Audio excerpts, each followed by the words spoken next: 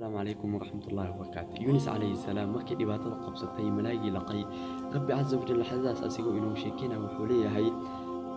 falawla annahu kana min almusabbihin lalabitha fi batnihi ila yawmi yub'athun. Yunus عليه السلام hadduu ahaan lahayn Rabbi Azza wa Jalla mid u tasbiixsada Rabbi Azza wa Jalla mid xusa hadduusan naqlin Rabbi Azza wa Jalla xasuusan lahayn لكن يونس عليه السلام markuu la yimaaday Rabbi Azza wa Jalla xasuustay tasbiix la yimaaday Rabbi Azza wa Jalla makhraj ayuu sameeyay meeshan uu ka soo bixiyay qofka muslimka waxa loo baahan yahay amal walba oo khayr ah inuu horumarsado oo la degdego waxa laga yaabaa shaygaas amalkaas oo khayrka ah inuu Rabbi Azza wa Jalla maalin uu ku badbaadiyo markuu dhibaataysan yahay ابن عباس رضي الله عنه wuxuu leeyahay qofka muslimka waxa loo baahan yahay mar waliba amal khayr ah oo la degdego la taqirana min al-ma'ruf shay nabi sallallahu alayhi wasallam uu leeyahay عمل والبقير إنه قف كسمه وحلا يوم كل باتسين ربي عز وجل إنه كبد بادي